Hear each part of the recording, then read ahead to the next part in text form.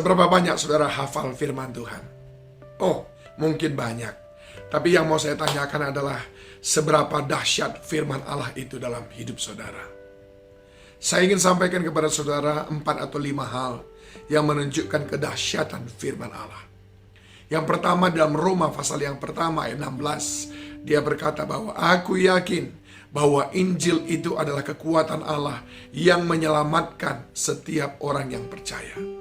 Firman Allah, Injil menyelamatkan. Lalu di dalam Yosua pasal yang pertama ayat yang ke-8 dan 9. Ayat yang ke-9 dia berkata, tetapi renungkanlah Taurat itu siang dan malam, maka perjalananmu akan berhasil dan beruntung. Keberhasilan, kesuksesan akan dihasilkan oleh karena ketaatan kita hidup dalam firman. Keselamatan dihasilkan karena kita hidup dalam firman. Keberhasilan dan keberuntungan dihasilkan karena kita hidup dalam firman. Belum selesai sampai di situ saudaraku. Diceritakan lagi di dalam Mazmur 119 ayat 153. Lihatlah sengsaraku dan luputkanlah aku sebab Tauratmu tidak kulupakan. Pemazmur berkata, jaminan untuk luput daripada kesengsaraan adalah hidup dalam firman Tuhan. Jangan sia-siakan itu. Lalu ayat 159 dia berkata, masih pada Mazmur 119, lihatlah betapa aku mencintai titah-titahmu, ya Tuhan, hidupkanlah aku sesuai dengan kasih setiamu.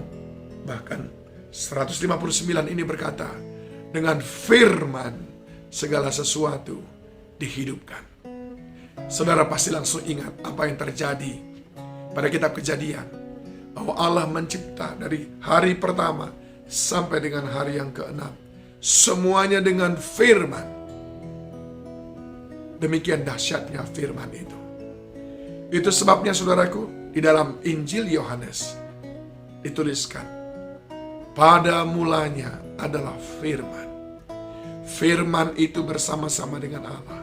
Firman itu adalah Allah.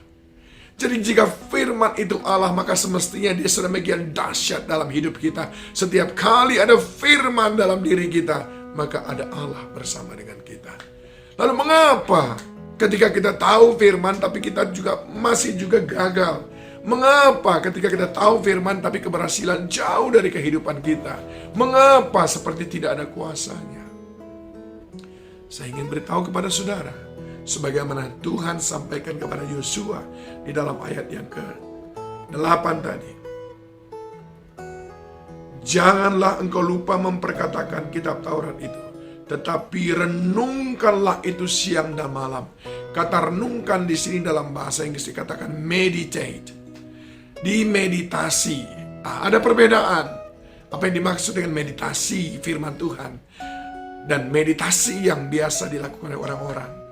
Meditasi yang biasa dilakukan oleh orang-orang adalah mengosongkan diri, lalu berharap nanti mendapatkan pewahyuan atau bertemu dengan seseorang atau apapun itu.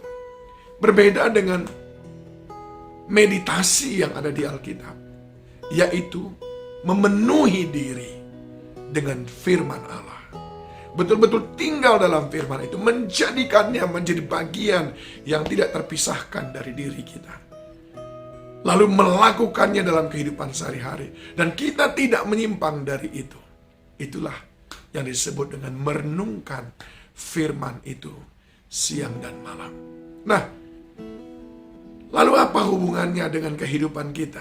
Ya, kita tahu banyak firman, tapi tidak ada kuasa firman. Mengapa? Pertama, kita hanya berorientasi untuk menghafal firman. Yang kedua, kita menjadikan firman sebagai puisi. Oh, kalau sedang berduka cita, kutip beberapa ayat yang bisa memberikan penghiburan. Yang ketiga, kita bahkan menjadikan firman sebagai mantra. Oh, kita kutip ayat-ayat firman Tuhan ketika hal yang menakutkan terjadi, tanpa betul-betul mengimani dan ada di dalam diri kita. Bahkan lebih parah lagi, kita menjadikan firman sebagai alat untuk mempertontonkan kesombongan rohani kita. Oh, firman dikutip sana sini, kutip sana sini. Hanya demi menunjukkan kita seolah-olah rohani.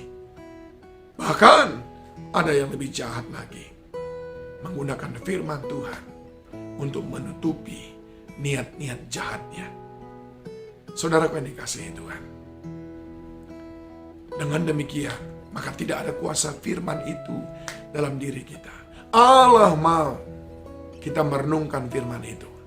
Kita Mazmur berkata pasal yang pertama, mereka yang merenungkan firman itu siang dan malam, mereka itulah yang berbahagia. Nah saudaraku yang dikasihi Tuhan, mereka itulah yang mendapatkan pertolongan. Mereka itulah yang mengalami mukjizat demi mukjizat. Ayo, jangan hanya hafal firman, tapi renungkan itu masuk ke dalam diri kita. Ayo, jangan jadikan firman sebagai puisi, mantra, alat kesombongan, apalagi alat menipu orang lain. Jangan jual firman. Firman itu Allah menghidupkan. Bahkan Yesus sudah menunjukkan di bukit pencobaan, iblis dikalahkan dengan firman. Saudaraku, kita adalah pemenang jika ada firman hidup dalam diri kita. Tuhan Yesus memberkati.